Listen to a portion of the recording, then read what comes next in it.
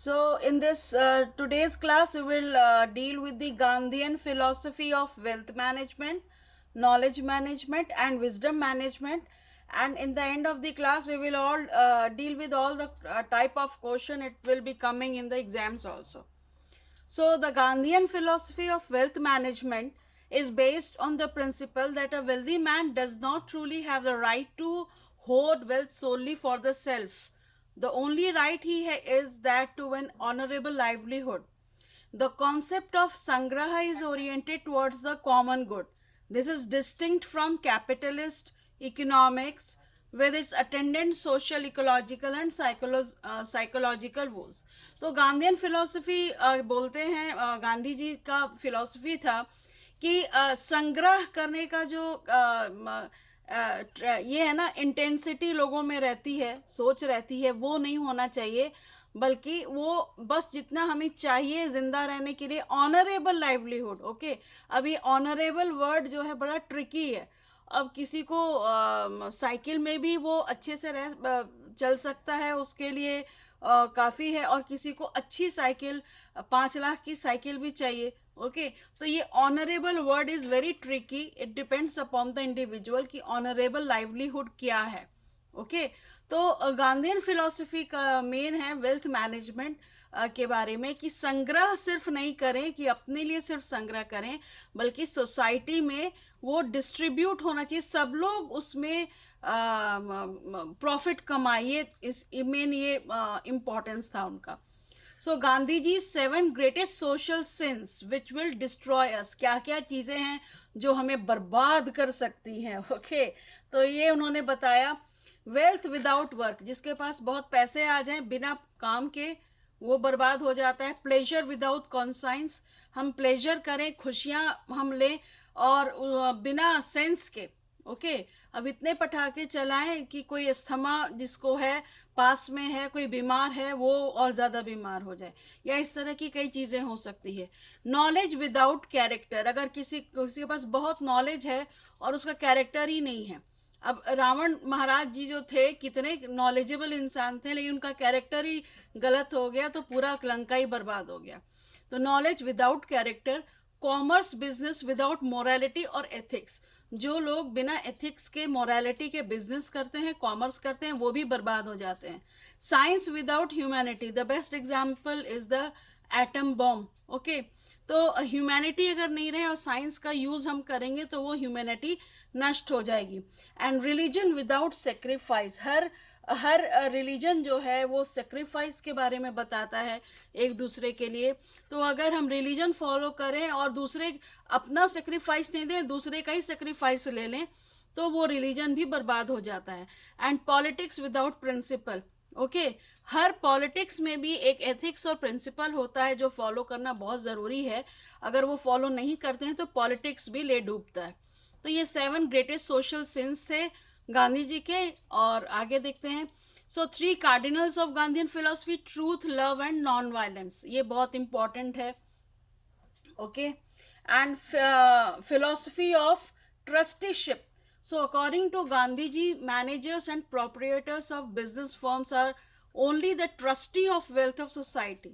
तो जो भी वेल्थ है सोसाइटी का, उसका ट्रस्टीशिप, बिजनेस ट्रस्टीशिप होना चाहिए. ओके, और ये नहीं कि हम अपने पास रखें, बल्कि पूरी सोसाइटी के बारे में हमें सोचना है.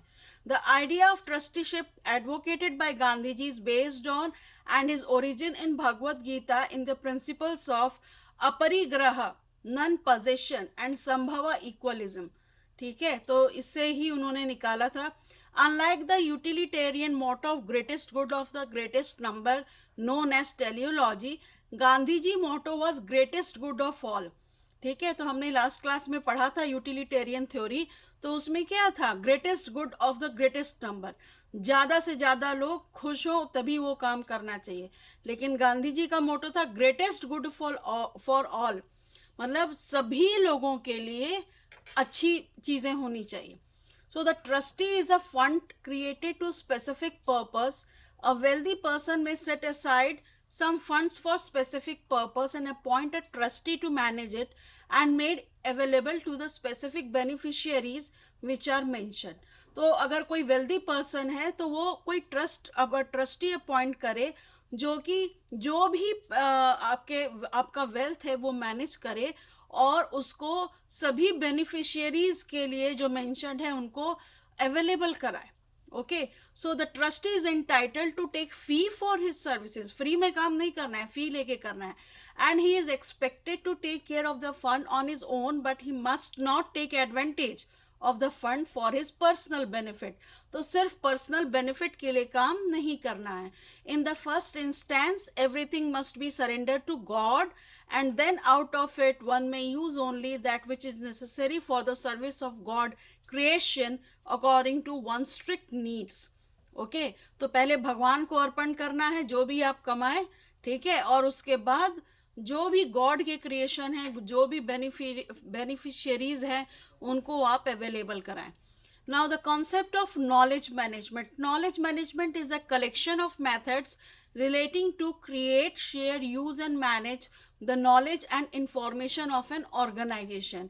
And it refers to a multidisciplinary approach to achieve organizational objectives by making the best use of knowledge.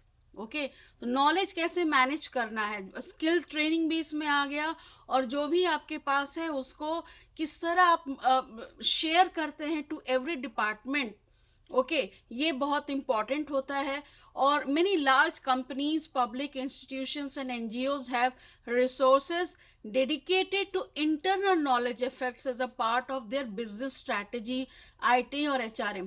तो हर IT डिपार्टमेंट का अलग अलग, और ऑर्गेनाइजेशन का कुछ अलग नॉलेज मैनेजमेंट होता है, HRM का होता है, रिसोर्सेज को वो लोग मैनेज करते हैं. The best four components of knowledge management are people, process, content और IT एंड स्ट्रैटेजी. तो जो ह्यूमन रिसोर्स हो गया, पीपल हो गए, ठीक है, अलग अलग टेक्निकल पर्सन्स होते हैं, कोई IT होता है, कोई मार्केटिंग होता है, कोई लाइफ स्किल से रिलेटेड होते हैं, कोई फाइनेंस से रिलेटेड होते हैं. तो ये लोग जो होते हैं वही रिसोर्सेज हैं. और प्रोसेस हो गया किस तरीके को आप अपनाते हैं. और IT obviously IT department is the most important, one of the most important, और स्ट्रैटेजी तो है ही. So knowledge management efforts typically focus on organizational objectives of improved performance, competitive advantages, innovation, sharing lessons, documents, and organizational informations, continuous improvement of the organization. तो अगर ये जो चीज़ें अच्छी रहेंगी तो ऑर्गेनाइजेशन अच्छा रहेगा ही, कंटिन्यूस इम्प्रूवमेंट होगा ही, अगर नॉलेज मैनेजमेंट होता है तो. तो knowledge management includes on the job discussions, formal apprenticeship, discussion forums, corporate libraries, content management, professional training, technological adaptation, decision support system, intranet, e-learning, lesson plans, planning and scheduling, software and maintenance, monitoring programs, computer supported cooperative work and mentoring programmes. तो अभी जो हम इस पर Microsoft teams पे भी हैं, ये एक तरीके का क्या है, हमने प्लानिंग की है, शेड्यूल किया है, मेंटेन किया है क्लास को, और इसको मॉनिटर भी कर रहे हैं, रिकॉर्ड भी कर रहे हैं, ठीक है. तो अपने नॉलेज को हम मैनेज करेंगे तो हमारा ऑर्गेनाइजेशन तभी बहुत अच्छा होगा. So in 1999, the term personal knowledge management was introduced, which refers to the management of knowledge at the individual level. So knowledge retention is part of knowledge management. It is also required when expert knowledge worker leave the organization after a long career. Retaining knowledge prevents losing intellectual capital. तो retention करना भी बहुत important है. अगर कोई छोड़ के जाता है कंपनी को या रिटायर होता है तो उसके नॉलेज को रिटेन करना भी नॉलेज मैनेजमेंट का ही पार्ट होता है. So knowledge retention are introduced in 3 stages: decision making, planning and implementation. One of the basic duties of knowledge manager is to create joint activities with the knowledge management team and the company partners through workshops, meetings, trainings, etc.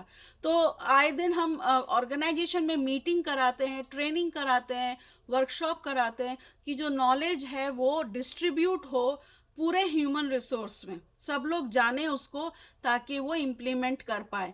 And it strengthens connection to aid information exchange within the system. It gives support to establish unity in the organization and implementation. तो हमारे organisation में एक unity develop होती है जब आप knowledge sharing करते हैं और नॉलेज का मैनेजमेंट करते हैं. Now advantages of knowledge management क्या है? Improved organizational ability, better and faster decision making, quicker problem solving, supported employee growth and development, sharing of specialist expertise, better communication, improved business process. अब आ जाइए wisdom management पे. तो wisdom management, wisdom सब जान रहे हैं, जो भी आप स्किल्ड लोग हैं उनकी जो बुद्धिमत्ता है. So wisdom management is to manage collective wisdom which gains more knowledge that creates more wisdom. Understanding of wisdom in the data, information, knowledge and wisdom spectrum is that wisdom application of knowledge to solve practical problems in daily life. तो अगर wisdom रहेगा तभी तो intelligence रहेगा, तभी तो हम daily life के जो भी problems हैं organization में भी उसको हम solve कर पाएंगे. So wisdom in business management goes beyond meeting goals. Wise leaders model and encourage free thinking and risk taking because they believe testing theories and arguing outcomes which help to cultivate wisdom for all involved. So wisdom is effective decision making. क्या है wisdom? हम सही सही decision लें, चाहे वो leaders हो, चाहे वो सीईओ हो या चाहे छोटे एम्प्लॉय हो. अपना सही डिसीजन लेना ही विजडम होता है. So it involves assembling much more knowledge and understanding as possible to empower them to make the right decision in a timely manner. याद रखिए timely decision लेना भी important होता है. अगर आपने पढ़ाई पूरे साल नहीं की है और अब आप डिसीजन कर रहे हैं कि मैं पढ़ूंगा और एग्ज़ाम अगर 2 दिन बाद है, लेकिन आपने डिसीजन तो ले लिया, ओके, लेकिन टाइमली नहीं लिया, तो ऑब्वियसली वो स्ट्रेस डेवलप करेगा. So wisdom is the workplace means to have the right people getting the right information at the right time in dealing with the verifying situations wisely. It also means possessing the knowledge of your workplace inside out and having the ability to pass on that knowledge to others. तो आपको पूरा knowledge होना चाहिए कहाँ क्या हो रहा है और उसको pass on करना चाहिए. तो knowledge क्या है? Knowledge is the accumulation of information through education or experience.